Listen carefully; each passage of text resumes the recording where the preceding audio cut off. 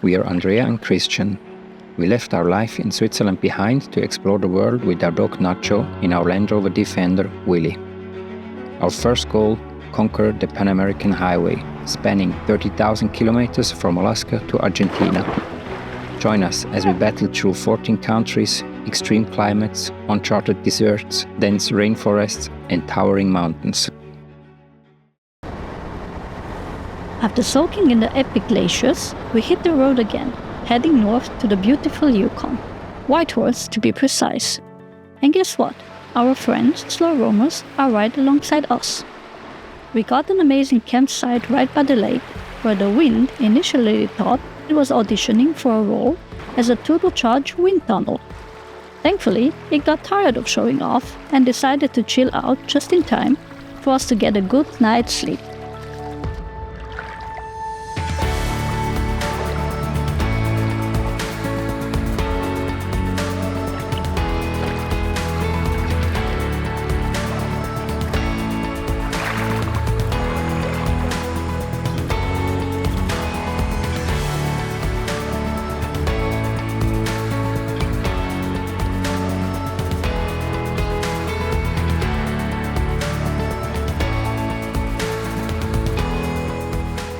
Our next stop was Boya Lake, famously known as the Caribbean of the North due to its crystal clear turquoise water. We took a picturesque walk through the trees, which was lovely, except for the rain that made us look like drowned rats by the end of it. But no worries, the weather cleared up and we took the plunge into the cold blue water. Of course, there was a photobomber in the background. Sorry, Alex. At least he didn't scream this time.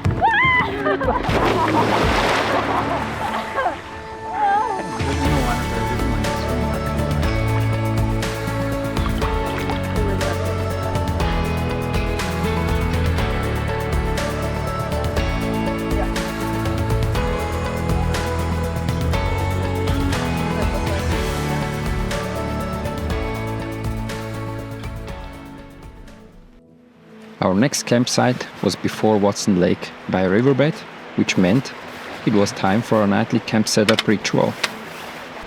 Okay. We set up the window blinds,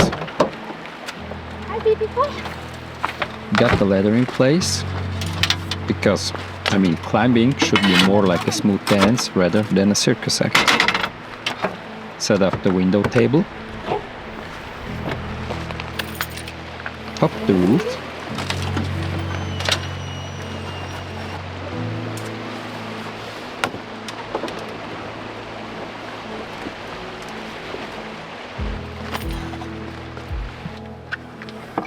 arranged everything as if we were playing a high-stakes game of Tetris.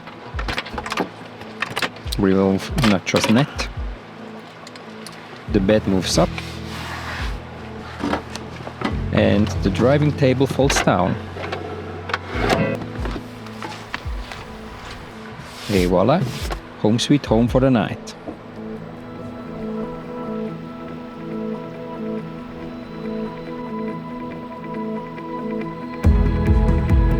And, of course, we made up something delicious for dinner and enjoyed the stunning sunset.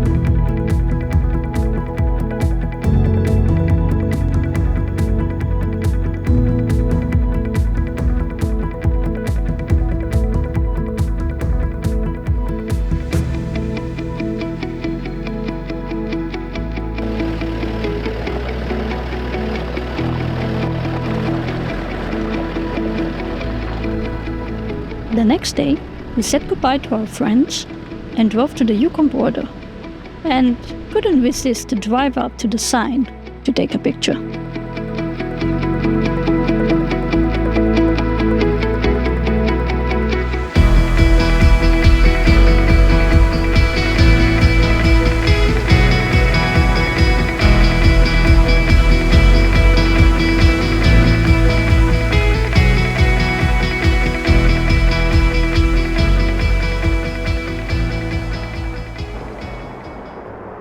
We stumbled upon an amazing campsite at the end of an abandoned landing strip, where we decided to spend 2 nights. It was the perfect chance to give Nacho some extra love and start some video editing, a task that's hard to find time for when you're constantly on the move. The bright side? With the midnight sun, our day stretched on, and it never really gets dark, so we get an extra dose of vitamin D as well.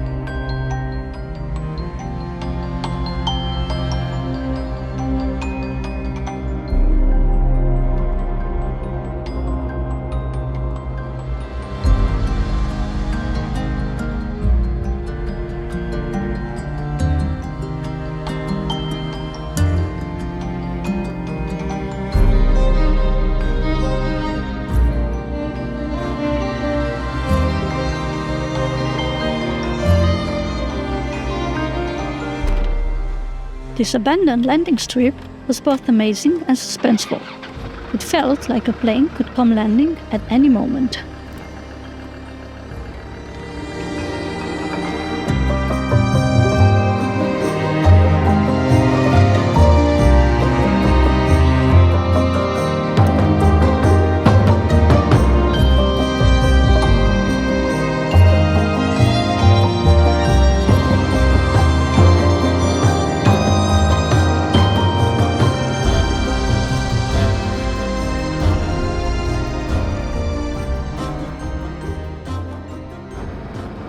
As the adventure continued, it was time to head to Whitehorse.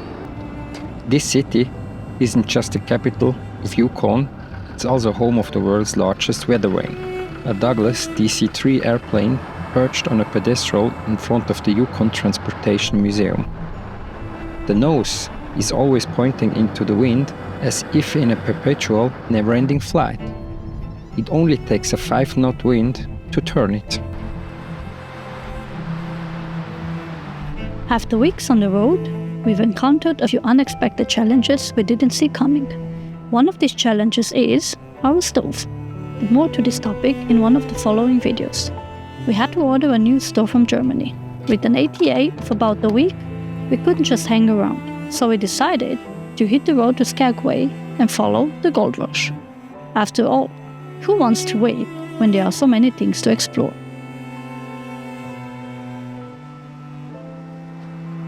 We made a pit stop at Emerald Lake. True to its name, it was a dazzling shade of green, like someone spilled emerald dye all over it.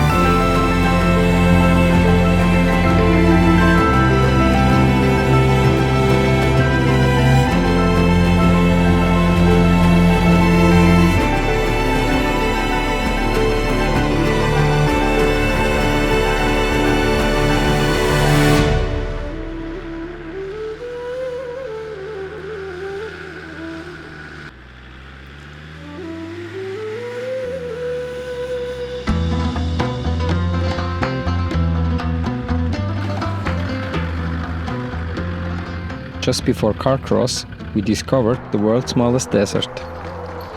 I had a blast driving Willie on it. And then it was Nacho's turn. He loves sand and digging, so this place was his personal playground.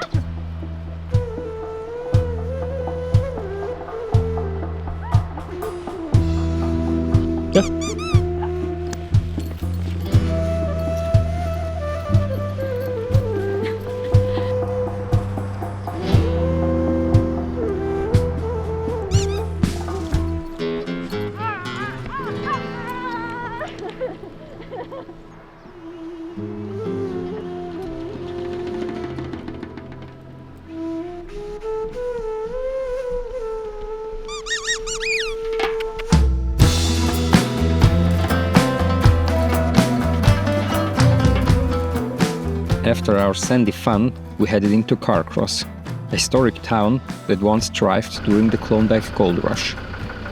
It's now known for its charming wooden buildings and rich history. We took the chance to freshen up with a shower at the local swimming house and topped off our water tanks.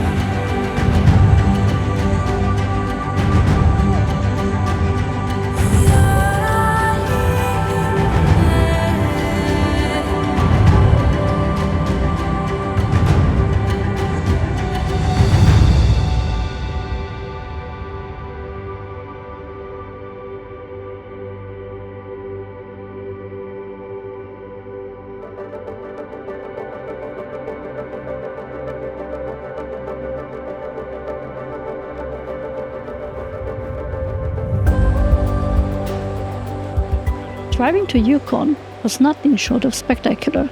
With stunning lakes and majestic mountains surrounding us, we found an amazing campsite next to a river that flows into a lake, ideal for saving our water supply.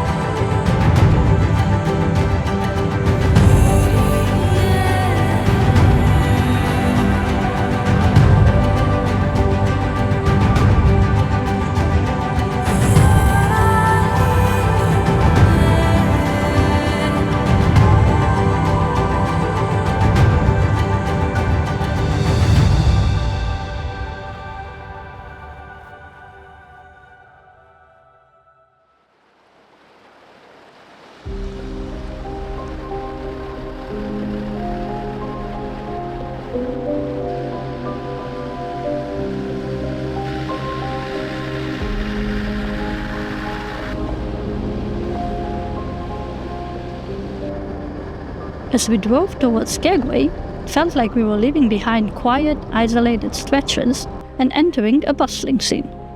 Until then, we'd mostly seen a few lone travelers, but as we approached Skagway, the road was suddenly filled with tourists, buses, crowds, and enough people to make it seem like we'd driven straight into a festival.